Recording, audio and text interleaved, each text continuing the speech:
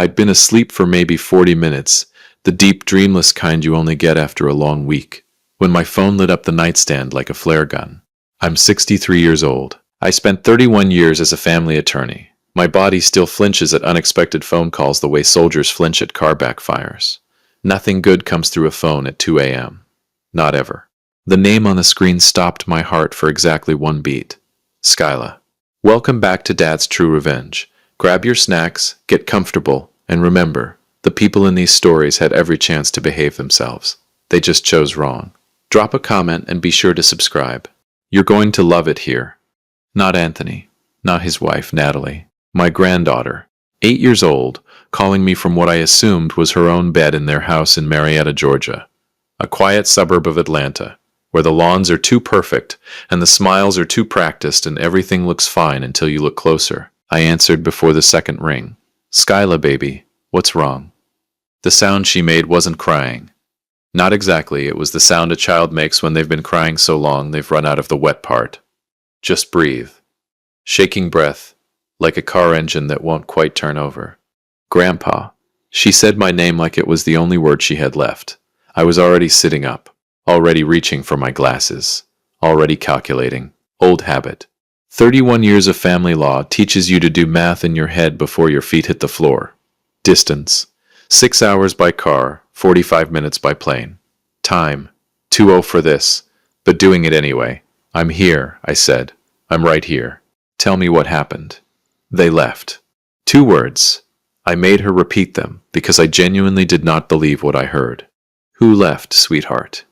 Daddy and Mama and Alex. Her voice cracked on the last name, her brother's name. Her bio brother, Anthony and Natalie's biological son, 11 years old, who shared their jawline and their laughter and apparently their vacation plans. They went to Florida, to Disney World. I didn't say anything for a moment. Say that again. They went to Disney World, she repeated softer, like she was ashamed of it, like it was somehow her fault. Without me. They said I had school Monday and it didn't make sense to take me, but Alex doesn't have school either. And Grandpa. She broke. Just broke. Why? Why didn't they take me too? Here's what I want you to understand about that moment. I am a man who once cross-examined a sitting county judge, without blinking. I once argued in front of an appellate court with a 102-degree fever, because my client needed me there. I have delivered news to parents that no parent should ever receive. Custody lost, rights terminated, children gone. And I have done it with steady hands and a measured voice, because that is what the job required. I sat on the edge of my bed in Decatur, Georgia, 6 hours away from my granddaughter, and I had to press my fist against my mouth to keep from saying every single thing I was thinking. You didn't do anything wrong, I said instead. You hear me? Not one thing, then why? I don't know yet, baby, but I'm going to find out. I didn't know it yet, but I'm going to find out would become the most important promise I'd make in the last decade of my life. I called my neighbor Joseph Wright at 2:11 a.m. Joseph is 71, retired Delta mechanic, and the only person I know who treats a middle-of-the-night phone call like a perfectly normal social event. Stephen. He picked up on the first ring, sounding completely awake. I've never understood that about him. I need you to watch the dog. Silence. Then, how long? I don't know. Few days, maybe more. That granddaughter of yours? I paused. Yeah. I'll be over in 10 minutes to get the key. That's Joseph Wright. Didn't ask a single question I didn't want to answer. I've known him for 22 years, and that man has never once in his life minded his own business, except every time it actually mattered. Those are the friends worth keeping. I booked a flight on my phone while I was still in my pajamas. 6:15 a.m. out of Hartsfield, Jackson, landing in Atlanta at 7:02 a.m. Yes, I know it's barely a flight. It's more of a very expensive bus ride with pretzels. But I wasn't driving 6 hours at 2 a.m. I am 63, not 30. My back made that decision years ago. Then I did something I hadn't done in a long time. I went to my home office, opened the bottom left drawer of my desk, and took out a small digital recorder. The kind I used to carry to every client meeting before everything went to apps and cloud storage. Small, unobtrusive, the size of a lighter. I told myself it was just a habit. Old lawyer instinct. I'd figure out later whether that was actually true. I landed in Atlanta at 7:08 a.m. on a Thursday, 3 minutes late because the pilot encountered unexpected headwinds, which is airline speak for we don't really know either. I had a carry-on, my briefcase, my recorder in my breast pocket, and 31 years of family law sitting in my chest like a stone. I rented a car from the Hertz counter, a blue Chevy Malibu that smelled aggressively of pine air freshener, the kind that makes you wonder what smell it's covering up, and drove 22 minutes to Marietta. The house on Whitmore Drive looked exactly like I remembered. Beige siding, two-car garage, flower beds that Natalie maintained with the intensity of someone whose self-worth depended on HOA approval, which to be fair it might. Skyla must have been watching from the window because the front door opened before I reached the porch steps. She was in her pajamas, pink ones with little cartoon sloths on them. Her hair, dark, curly, the kind that needs attention and love and 45 minutes with a good detangler, was wild from sleep. Her eyes were swollen. She'd been crying since long before she called me. She didn't say anything. She just ran. I caught her at the bottom of the steps and held on. She wrapped her arms around my neck with the grip of someone who needed to make sure I was real. I felt her exhale against my shoulder. This long, shuddering breath, like she'd been holding it for hours. Maybe she had. I got you, I said. Grandpa's got you. We stood like that on the front walkway for a while. The neighborhood was quiet. A sprinkler was running 2 houses down. A man walking a beagle gave us a polite nod as he passed, the way people in suburbs acknowledge each other. I see you. I respect your privacy. Carry on. Eventually I pulled back and looked at her face. Have you eaten? She shook her head. Did you sleep at all? She didn't sound convincing. Okay. I picked up my bag with one hand and took her hand with the other. Let's go inside. You're going to show me where everything is, and I'm going to make you the worst scrambled eggs you've ever had, because you know I can't cook. She almost smiled. Almost. The house told me things before Skyla said a word. That's another old lawyer habit. Read the room before you read the people. The living room had family photos arranged along the hallway wall, the kind of curated gallery that says, "Look how happy we are." I walked slowly. I looked carefully. Alex's school photo, class of last year, big grin, Anthony's nose, Anthony and Natalie at what looked like the Grand Canyon, Alex between them, all 3 laughing. Alex's Little League trophy on the hallway shelf. Alex's finger painting, actually framed, on the wall beside the bathroom. I counted 11 photos in that hallway. You want to guess how many had Skyla in them? 2. One was her first day of school photo, slightly off-center, like it had been placed there as an afterthought.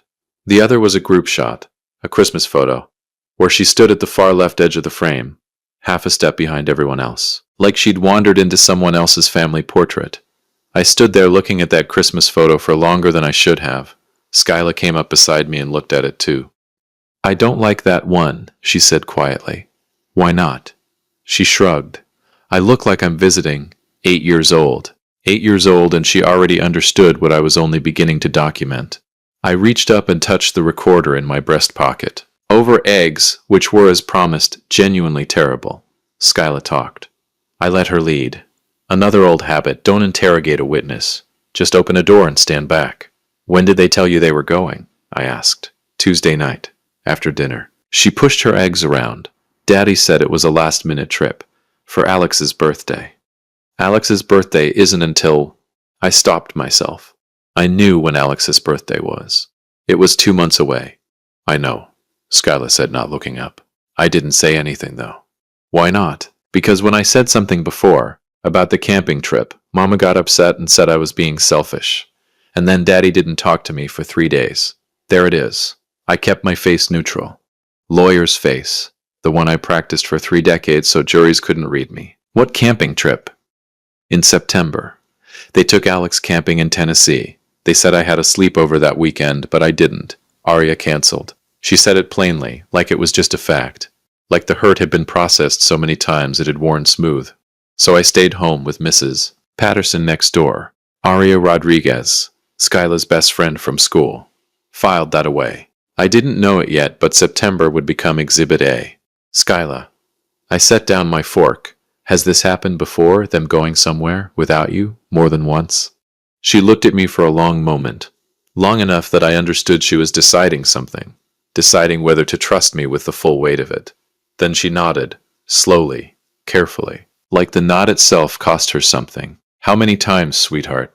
She looked at the ceiling, counting. My stomach dropped with every second of silence. A lot, she finally said. Grandpa, a lot. I reached across the table and put my hand over hers. I pressed the record. I didn't know it yet, but the eggs were the last normal moment we'd have for a very long time. Anthony called at noon. I let it go to voicemail. He called again at 12:43. Then Natalie tried at 1:15. At 1:47, Anthony left a message that I would eventually play in a courtroom. If you've made it this far, do us one quick favor. Subscribe. A lot of people watch without ever doing it, but it costs you nothing and means everything to us. Thank you, genuinely. Anthony Hall, my son, my blood.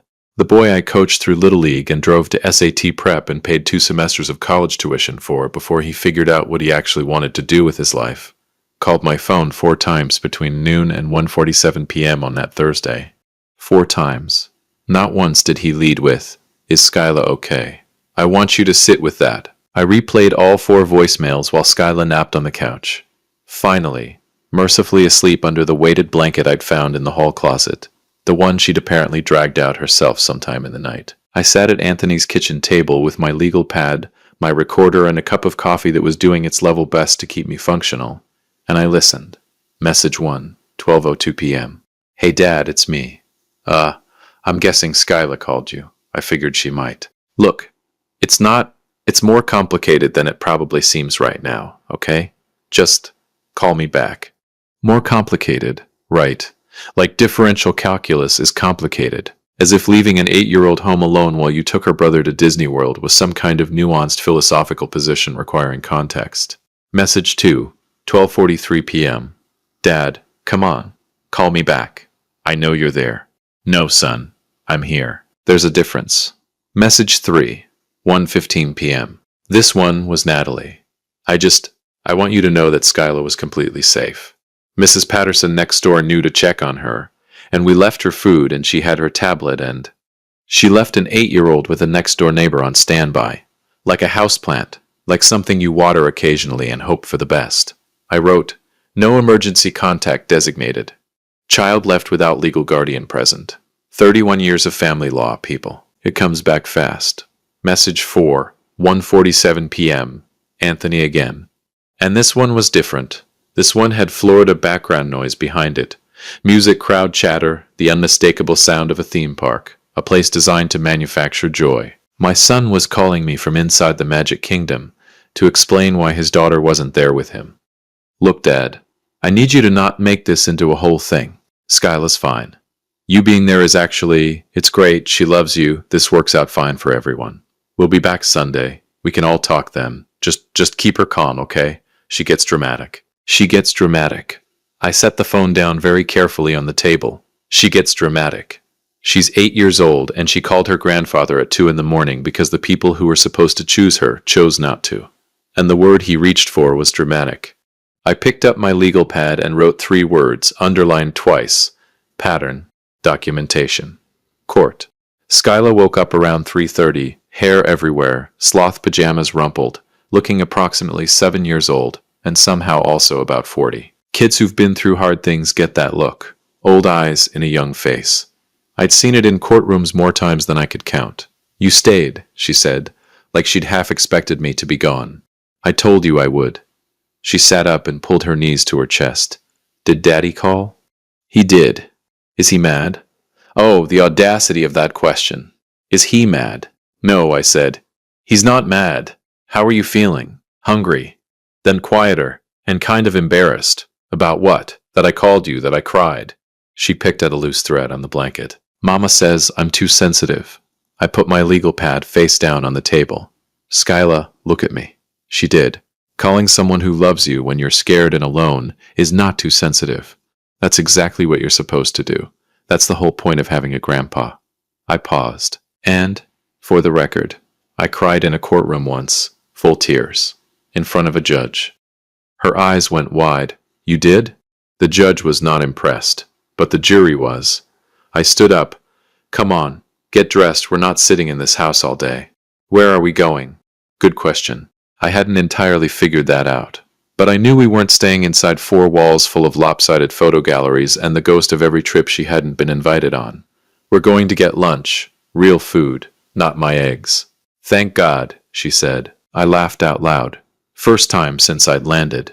We ended up at a place called Rosie's Diner on Canton Street in downtown Marietta. The kind of restaurant that's been there since before the highway was built and refuses to update its decor or its menu on principle. Vinyl booths, laminated menus, a pie display case with actual rotating pies inside it. Skyla ordered a grilled cheese and a chocolate milkshake with the confidence of someone who has earned it. And I ordered the meatloaf because I am 63 years old, and I have made my peace with who I am. Our waitress, her name tag said Donna, which is exactly the right name for a woman in a diner like this, dropped off our drinks and gave Skyla a smile the way adults do when they can tell a child has had a hard time recently.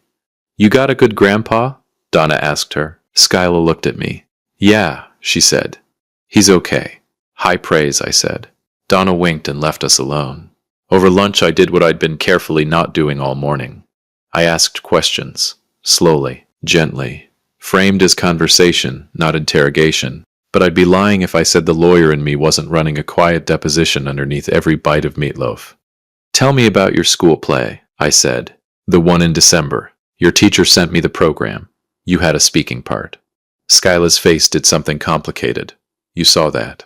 Ms. Peterson emailed me a copy. Said you were wonderful. I had 7 lines, she said, with the quiet pride of someone who'd memorized that number. I was the narrator. Were Anthony and Natalie there? The complicated thing happened on her face again. Daddy came for a little bit, she said carefully. He had to leave early because Alex had hockey practice. And Natalie? She stayed with Alex. I nodded slowly, kept my voice even. What about your birthday? March, right? You just turned 8 in March. We had cake. She said it simply. At home. Just us. Daddy got me a tablet. She paused. I heard them talking the night before. Mama said they should do a party, but Daddy said... She stopped. You can tell me. She looked at her milkshake. Daddy said they'd done Alex's big birthday at Great Wolf Lodge last year, and they couldn't do big birthdays every year. It's too expensive. She said the last part in a slightly different voice, the careful mimicking voice kids use when they're quoting adults without realizing it. So we just had cake. Alex's birthday is in October. Skyla's is in March. That's 5 months apart. 2 different years, 2 different budgets, 2 different scales of celebration, and somehow the too expensive argument had landed entirely on the adopted child's side of the ledger. I wrote nothing down. I didn't have to. Some things just burned directly into memory. Skyla, I set my fork down. Can I ask you something, and I need you to tell me the truth, even if you think it might get someone in trouble? Do you feel like, in that house, you and Alex are treated the same? Long pause. Donna refilled my coffee without being asked. The pie case rotated. A couple in the booth behind us argued quietly about whether to get dessert. Sometimes, Skyla said. Then more honestly. Not really. Can you tell me one more time that happened? Something different from what you've already told me? She thought about it carefully. That old soul face again, weighing which truth to trust me with. Family photos, she finally said. At Christmas. We went to that place at the mall. The one with the backdrop and the matching outfits? She looked at me to make sure I was following. Mama picked red sweaters for her and Daddy and Alex. She forgot to get one for me. She paused. She said she ordered one, but it didn't come in time. So what happened in the photos? I wore my school sweater, the blue one. Her voice was careful, measured, like she'd told herself this story many times and sanded down the edges. It's okay, though. Arya said I looked the best anyway, because I stood out. Good friend. The kind of friend who finds the bright side. Where are those photos? I asked. Did they get printed? They're on the wall in the living room.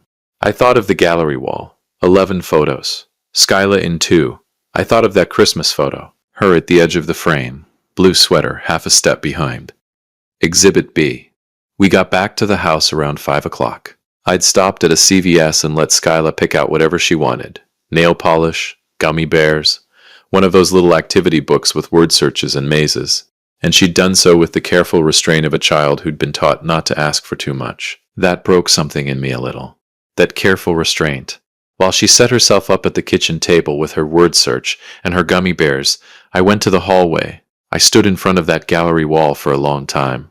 Then I took out my phone and I photographed every single image, every frame, every caption, every careful arrangement. I counted again, 11 photos.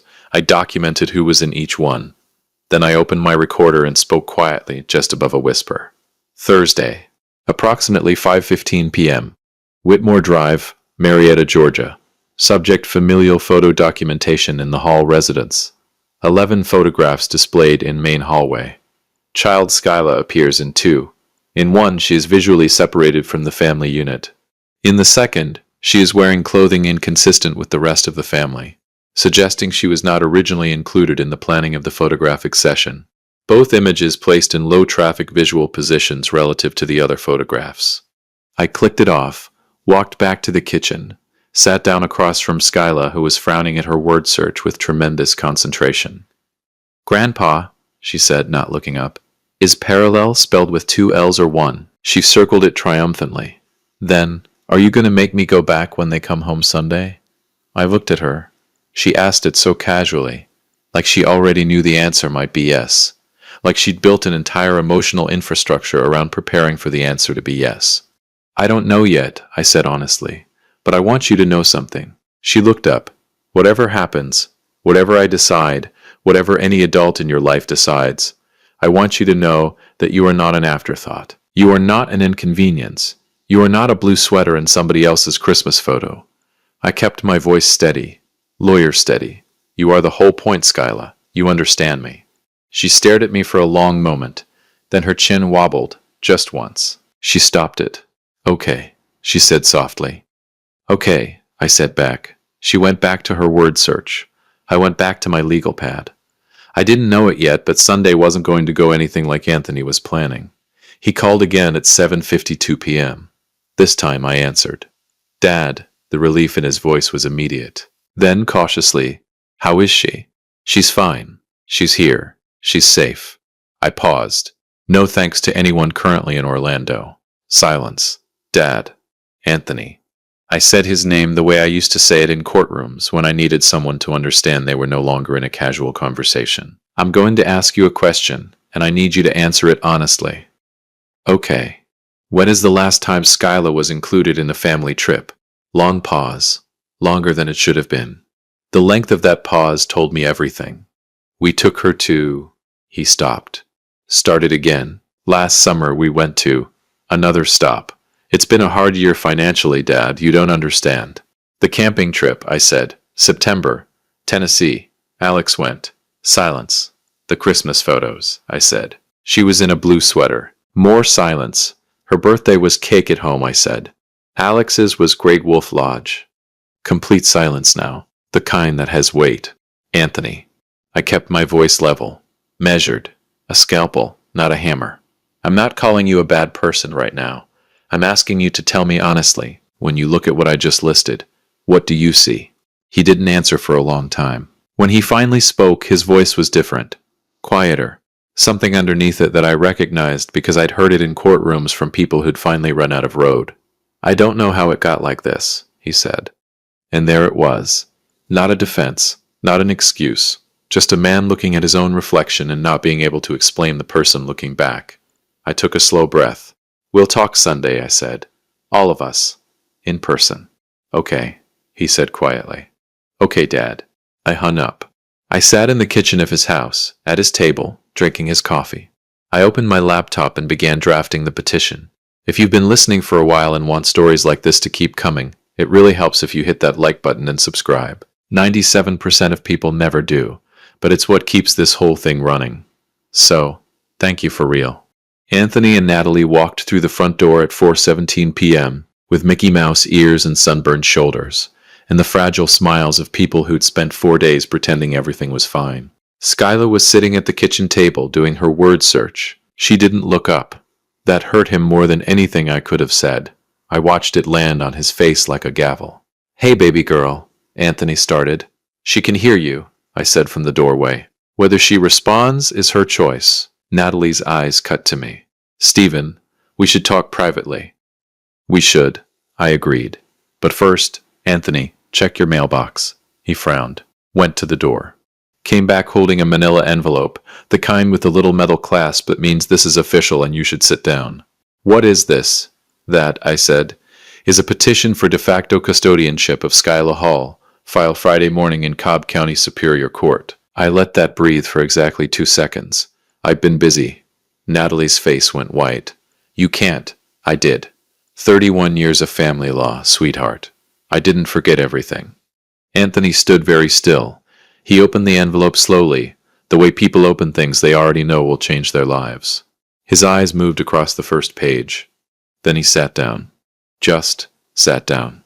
Right there in the hallway. I didn't feel triumphant. I felt tired and certain. Which is better? Dad.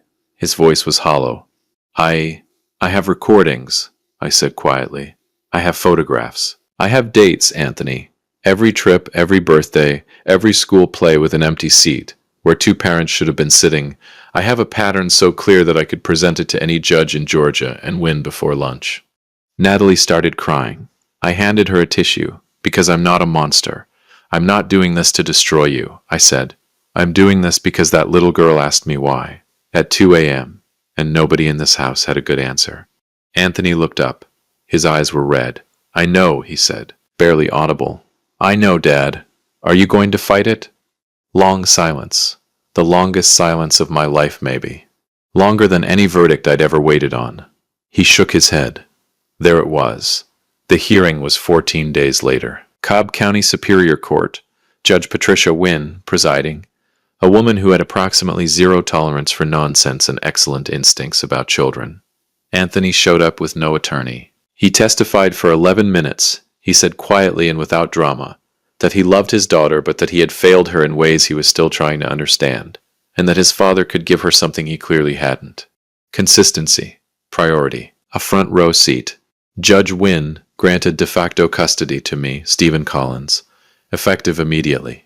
I looked over at Skyla, sitting beside my attorney Josephine Carter in her best purple dress.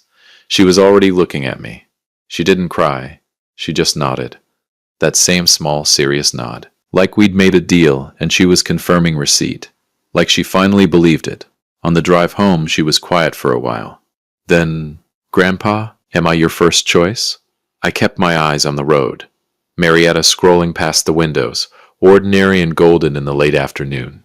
You're my only choice, I said. Always were. She put her hand over mine on the gear shift. That was enough. That was everything. If you liked this story, join our community by hitting that like button and subscribing for more real, raw, and family-centered stories.